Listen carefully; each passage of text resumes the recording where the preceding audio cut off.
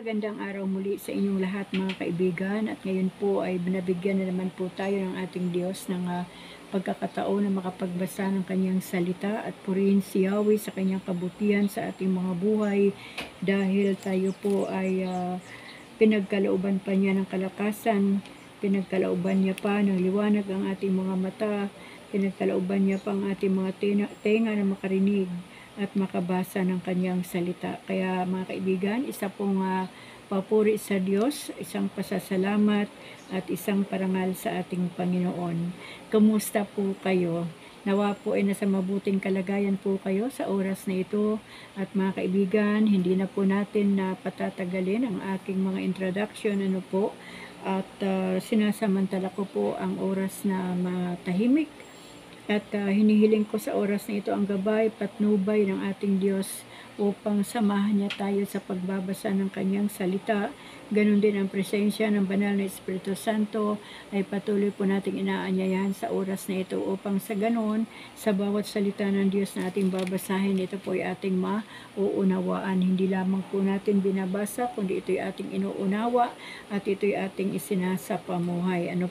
Kaya mga kaibigan, samahan niyo na po ako sa pagbabasa ng salita ng Diyos sa lahat po ng may bakanting oras, sa lahat po ng may mga Biblia. Buksan na po natin ang ating mga Biblia sa aklat po ng mga awit. Tayo po ay nasa chapter 25 na at ang title po nito, Dalangin upang patnubayan at ingatan. Sabi po dito sa awit chapter 25, magsisimula po tayo sa verse 1. Sa iyo, O Yahweh, ako'y tumatawag.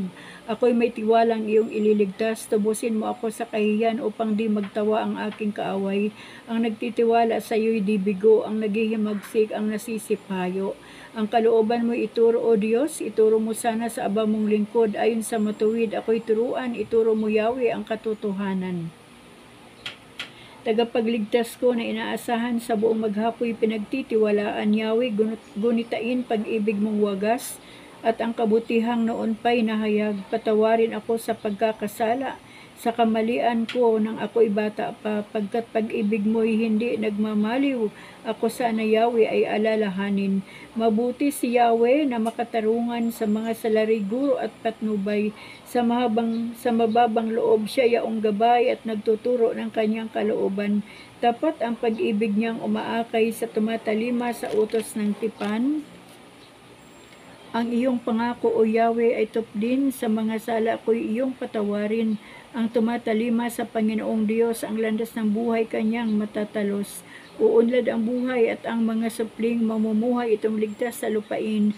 Sa tumatalima siya'y kaibigan at tagapagturo ng banal na tipan. Si Yahweh ang tangi kong inaasahang laging magliligtas sa kapanganiban. Lingapin mo ako, ako'y kahabagan, pagkat ulila na at nanlulupaypay. Ako ay ibsan mo ng mga pasanin, ang gulo kong diway iyong payapain. Ang paghihirap ko at mga pasanin sa buhay na ito iyong gunitain. Sa lahat kong sala ako'y patawarin, masdan mo ang lahat ng aking kaaway. Labis nila akong kinamumuhian, ipagsanggalang mo't iligtas ang buhay. Huwag kang sasang-ayon, ako'y malupigan. Pagkat nasa iyo yaring kaligtasan, nawa ang buhay kong mabuti at tapat. Sa aking sarili magsilbing kalasag, ang aking tiwala sa iyo'y walang kupas. Sa mga pasanin iyong mga lingkod, sila ibsan mo, Panginoong Diyos. Chapter 26, Dalangin ng mabuting tao.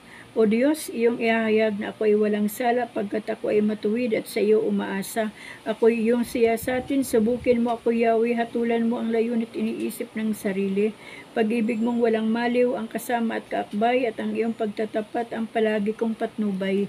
Sa sino mang taong hunghang, di ko nais makisama, at sa mapagpaimbabaw, di ko hangad makiisa. Tunay akong nasusuklam sa masamang mga pangkat, makihalo sa kanila'y wala akong paghahangad. Malinis ang aking kamay, pagkat ako'y walang sala. Sa dambana mo, O Yahweh, doon ako sumasamba. Doon ako umaawit ng awiting pasalamat. Gawa mong kahanga-hanga ay doon ko binibigkas.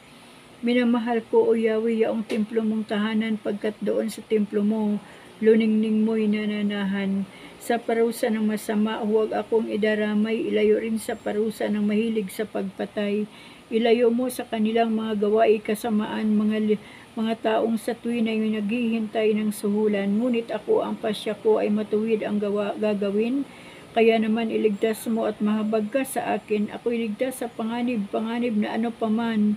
Sa hayag ng pagsamba ko'y pupurihin ang may kapal. Chapter 27, Dalangin ang pagpupuri.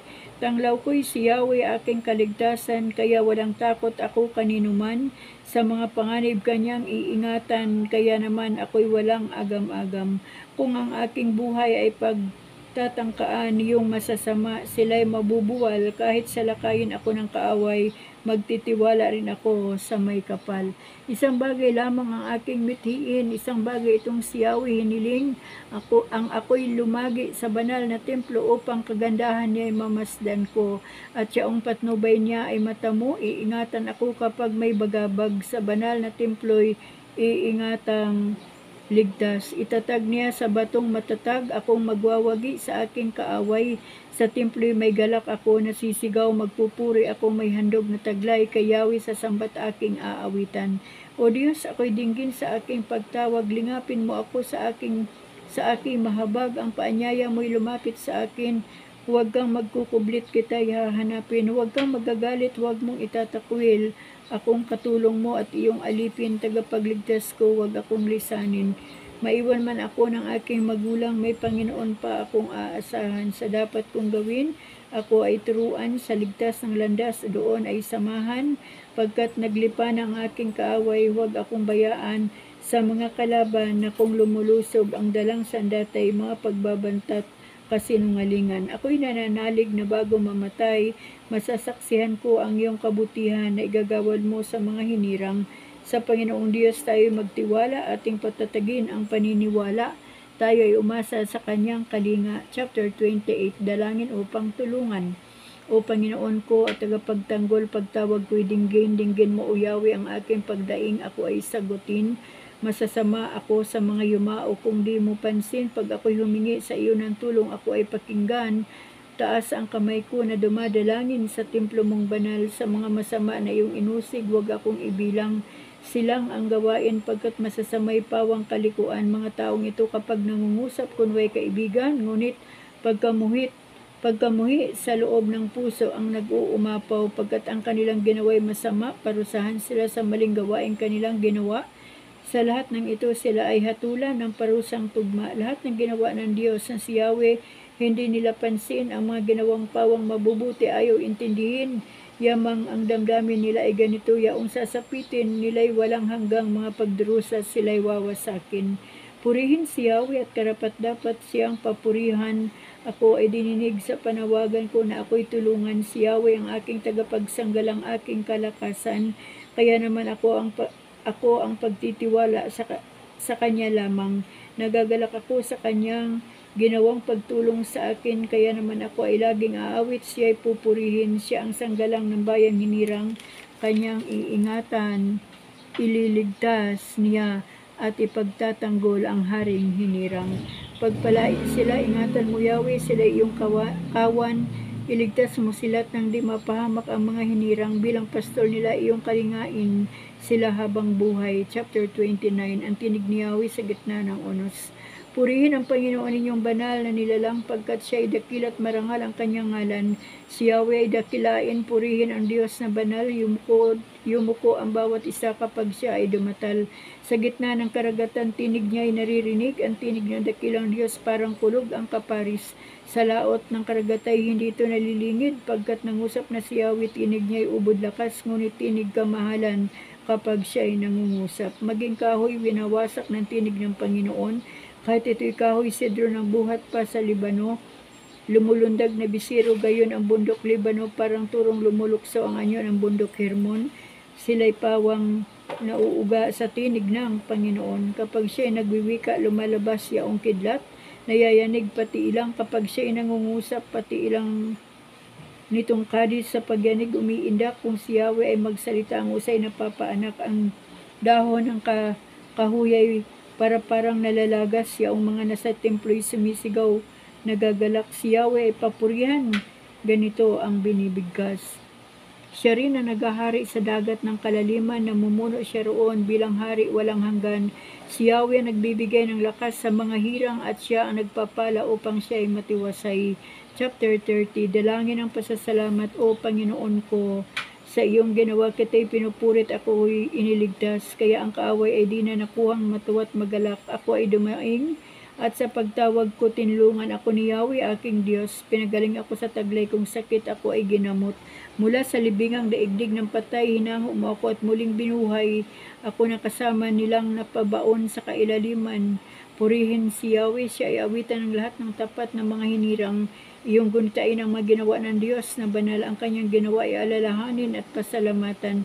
Hindi nagtagal yaong kanyang galit at ang kabutihan niya ay walang wakas. Ang abang may hapis at tigmak sa luha sa buong magdamag, sa bukang liwayway ay wala ng lungkot, kapalit ay galak. Kaya't sa nadamang pagkalingan niya ay nagtiwala akong hindi maano at aking nawika sa aking sarili kahit na kailan hindi matatalo. Kay buti mo Yahweh ako'y iniingatan sa kutang matibay, inaani mo'y bundok, subalit nang ikay lumayo sa akin ako'y natakot. Tinawag ko ikaw at aking hiniling sa iyo, O Yahweh, na ako'y tulungan. Anong kabutihan ang maidudulot kung ako'y mamamatay? Kung ako'y malibing, anong pakinabang ang iyong kakamtan? Magpupuri pa ba ang mga wala na? Matapos pumanaw, maihahayag ba ang mga patay ng mga patay ang iyong kabutihan? Kaya't ako'y dinggin, ikaw ay mahabag sa akin. O Yahweh, ako ay pakinggan. Mahabag ka Yahweh, ako ay dinggin mo at iyong tulungan. Iyong pinawi na itong aking lungkot, sumasayaw ako sa galak at tuwa, nadama ko'y galak ng iyong hubarin ang aking panluksa. Di ko titigilan, yaring pagpupuri, di ako titigil sa aking pag-awit, ang pasasalamat sa iyo, O Yahweh, di mapapatid. Chapter 31, Dalangin ng pagtitiwala sa Diyos. Sa iyo, O Yahweh, ako'y lumalapit upang ingatan mo nang hindi malupig ang aking dalangin laging sinasambit. Iligtas mo ako, O Diyos na matuwid. Sagipin mo ako, sa iyo ay pakinggan. Tanging kublihan ko, ako ay ingatan. Tagapagtanggol ko at aking kaligtasan. Tagapagtanggol ko at aking kanlungan. Ayon sa sabi mo, ako'y patnubayan. O aking patnubay, ako ay iligtas sa patibong nila at umang ng bitag. Kupkupin mo ako at iyong ingatan. Ang pagliligtas mo sa aking pakamtan. Ikaw ang aking Diyos na tapat at tunay. Ika'y namumuhi sa nananambahan sa walang halagang mga Diyos-Diyosan. Ngunit ako, Yahweh, sa iyo'y nananawagan, magbubunyi ako, lubhang magagalak sa iyong pag-ibig at di kumukupas at pagdurusa ko iyong namamalas. Maging suliranin ay batid mong lahat, di mo itinulot ako sa kaaway, kinupkup mo ako at iyong iningatan. Lingapin mo ako, ikaw ay mahabag, pagkat ako Yahweh ay nagbabagabag. Mata ko'y maga na dahil sa pag-iyak, mahina na ako at wala ng lakas. Halos pumanaw na yaring aking buhay dahil sa lungkot ko at pananambitan. Sa dami ng aking suliraning taglay, umuurong na pati buto sa katawan. Lahat kong kaaway ay humahalakhak, pati kapitbahay ako'y hinahamak. Dating kakilala ay nagsisiilag, kung masalubong ako ay pag makasalubong ko ay nagsisiiwas. Nilimot na akong tulad ng namatay, di na pinapansin, parang yagit lamang may mga bulungan akong naririnig mula sa kaaway sa aking paligid. Sa kanilang balak ako'y nanginginig, ang binabalangkas ako ay iligpit. Subalit, O Yahweh, ang aking tiwala ay nasa sa iyo. Diyos na dakila, sa iyong kalinga umaasa ako. Laban sa kaaway ay pagtatanggol mo at sa umuusig ng sinumang tao.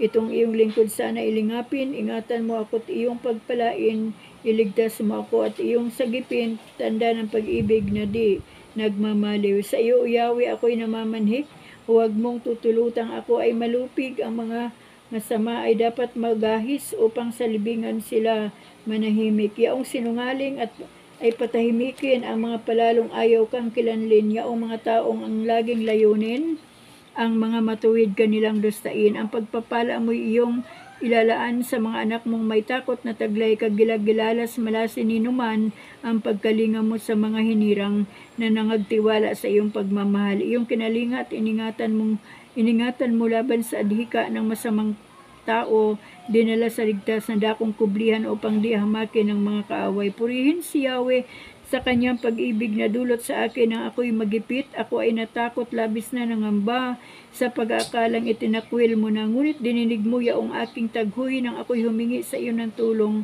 Mahalin si Yahweh ng mga hinirang ng lahat ng tapat na mga nilalang. Ang tapat sa kanya iniingatan, ngunit ang palalo'y pinarurusahan o magpakatatag ang mga nilikha. Lahat ng kay Yahweh ay nagtitiwala. Chapter 32. Paghahayag ng kasalanan at kapatawaran. Mapalad ang tao na pinatawad yaong kasalanan at nalimot na rin ang kanyang nagawang mga pagsalansang. Mapalad ang taong sa harap ni Yahweh ay di naparatangan dahilan na siya ay nagkasala at hindi nanlinlang. Noong hindi ko pa naipapahayag yaring kasalanan sa buong maghapon, ako'y nananangis sa matinding lumbay.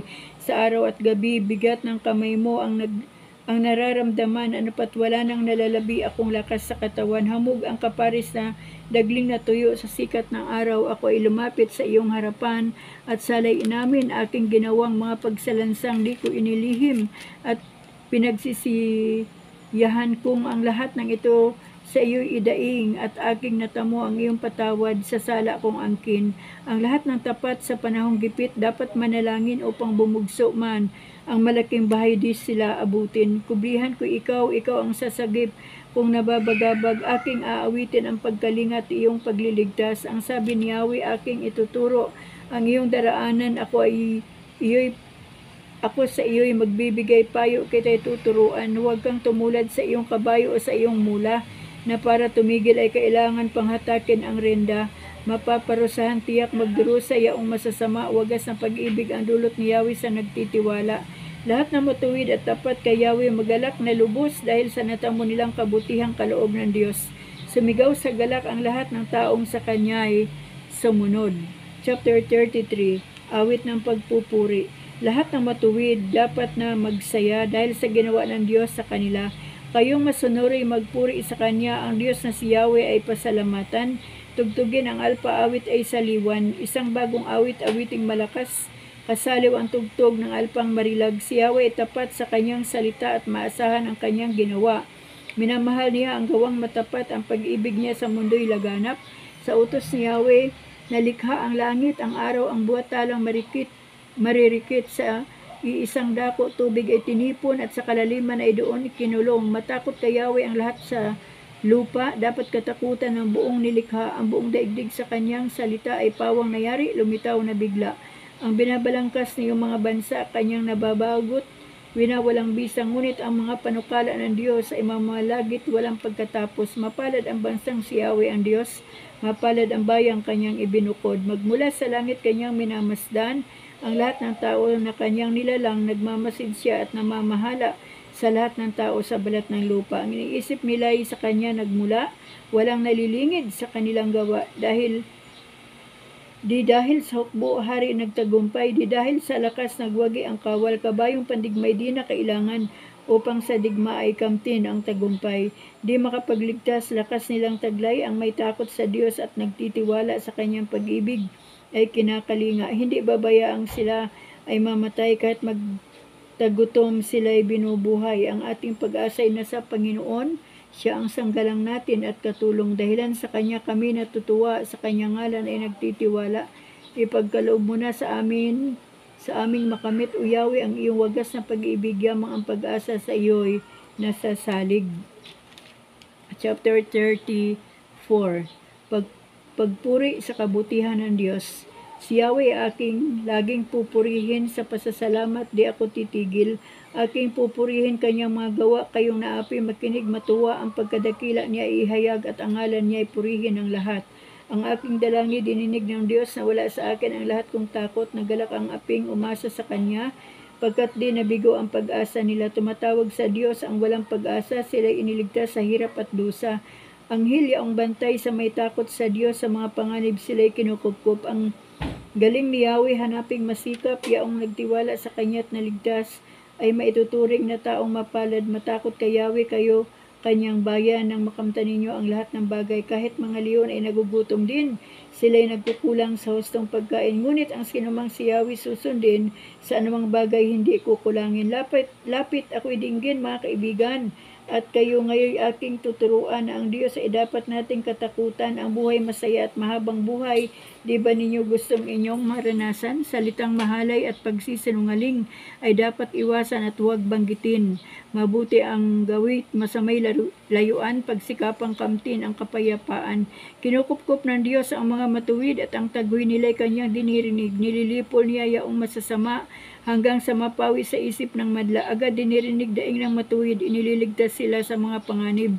Tumutulong siya sa nasisipayo at walang pag-asa, hindi binibigo. Ang taong matuwid, masuliranin man, sa tulong ni Yahweh agad maiibsan. Kukupkupin siya ng lubos-lubusan, kahit isang butoy hindi magagalaw, ngunit ang masama ay kasamaan din. Sa taglay na buhay ang siyang kikitil. Mga lingkod niya ay kanyang ililigtas, sa sana pa kukupkup siyang mag-iingat.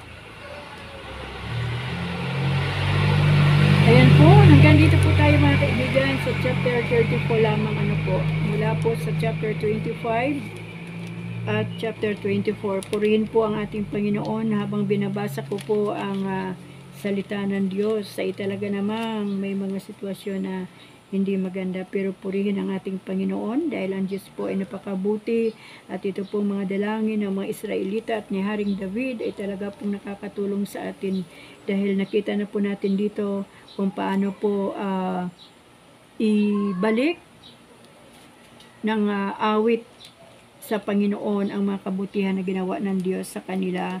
At dito po sa ating nabasa ay nabasa ko po dito na talaga ang kailangan po, ang inihiling lang talaga ng Panginoon ay sumunod ang kanyang mga nilikha sa kanya, lalo na ang kanyang mga anak, at iwasan na ang paggawa ng masama. Yan talaga ang nais ng Diyos, at huwag nang sumamba sa mga Diyos-Diyosan. Ang mga panalangin po dito sa aklat ng awit ay napakarami po, napakaganda, na talagang may mga panahon din na parang inaari natin na ang panalangin ito ay panalangin din natin, upang sa ganon kung paano po dininig ng Diyos ang panalangin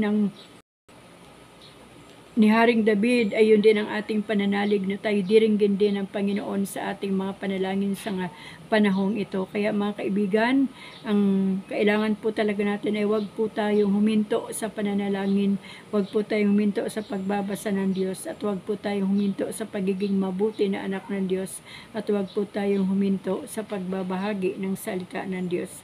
Atin pong ipamalita, ipahayag, upang sa ganon anuman po yung ating nakamta na biyaya sa Panginoon, hindi lamang yung mga material na bagay, higit sa lahat ang ating spiritual na biyaya ay atin din pong maipasa sa iba, mula po sa ating mga pamilya, sa ating mga kaibigan, kakilala, kapitbahay, at maging dito man po sa social media. Kaya mga kaibigan, wala po akong ibang dalangin kundi tayo po ay manatiling malakas ang ating spiritual life, ganun din ang ating physical na katawan, ganun din ang ating kaisipan, upang sa ganun magawa po natin ang tama, ang lahat ng bagay na ating ginagawa sa bawat araw, na ang Diyos lamang po ang ating mapapapurihan, mabibigyan ng karangalan, ang ating maitanghal, maitaas sa ating mga buhay, at tayo po ay walang pwedeng ipagmalaki sa Diyos. Kaya lagi po tayo magpasalamat sa Panginoon sa lahat ng kanyang kahabagan, sa kanyang dakilang pag-ibig, sa kanyang